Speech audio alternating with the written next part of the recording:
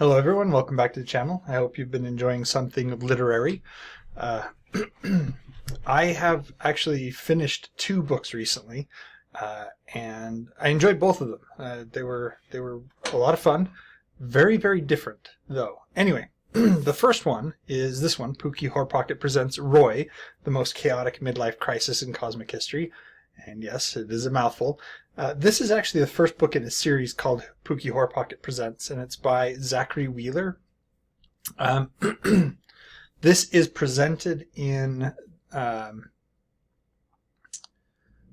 format of an investigative reporter. So Puki Horpocket is an investigative reporter for a particular website. It's a website's the equivalent, and it's for the space station that they live on. So there's this giant space station, Durangoni space station, and it's home to trillions of aliens, Roy being one of them. And there was an incident surrounding Roy, and so Puki Horpocket is investigating Roy himself, trying to find out who he is, who he was, and the kind of sequence of events that led up to this incident. And it's the incident in capital letters. They don't like to talk about the incident, but but it's one of those things where it is the incident, and every time it's they mention it, it's the incident. You can almost hear the quotation marks in your head kind of thing. So Roy is an amphibious humanoid alien, very human in shape and size. His skin is green. He has frog-like eyes and features, but more or less he looks pretty nondescript. He is a plumber employed on the station, and he's not very high up on the totem pole. He's one of the background characters kind of thing. And so we meet Roy after a fight broke out in a different part of the station. And the station prides itself on being secure and being a safe place, for one, because how are you going to attract intergalactic trade if everybody's dying all the time? But somebody managed to smuggle a firearm in, and there was a bunch of damage. And so Roy is sitting there trying to clean up after the damage. And there's actually a lot of people there that are cleaning up after the damage. Roy just being one of them.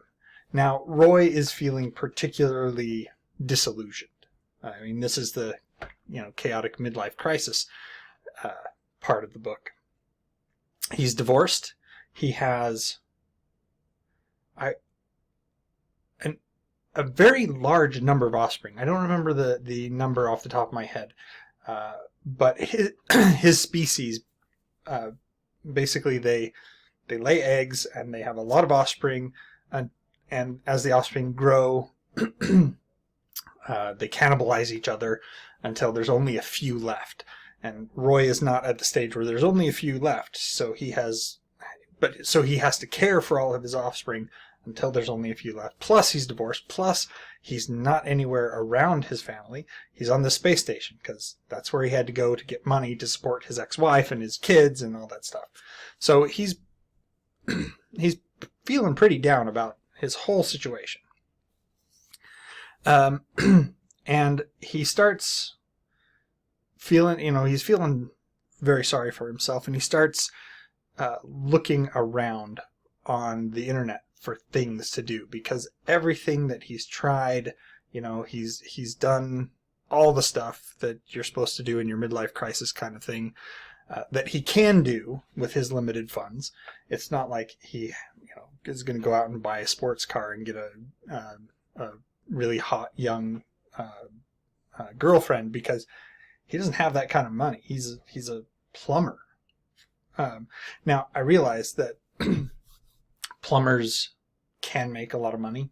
It's a very high paying, fairly well respected career.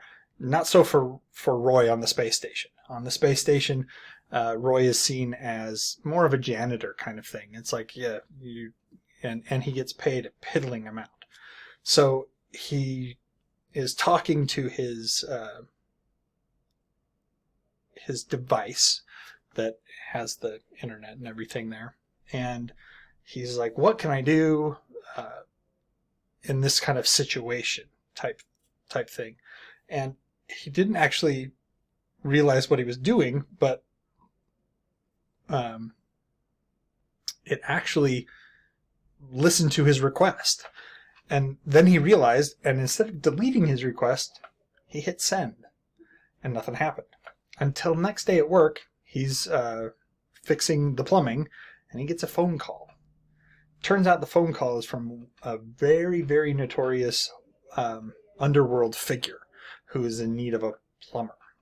And I don't mean plumber. He actually needs a plumber. And he gets sent out to this underwater island. Yeah. So the thing is, as I said, he's on this giant space station. It's the biggest space station in the galaxy.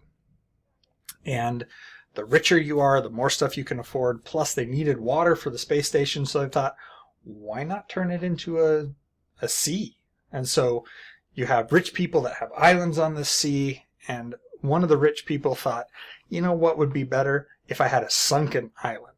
An island that's suspended underneath the rest of the sea. So if you have a lot of money, you buy an island and you sink it. And then you have your own little enclosed habitat. Well, this underworld figure turns out to have other connections with other underworld figures, and they need Roy's help.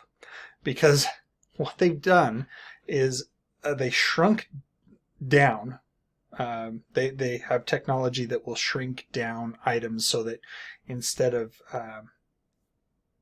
needing vast cargo ships to bring in lots of supplies, they can shrink it down to something you can hold in your hand.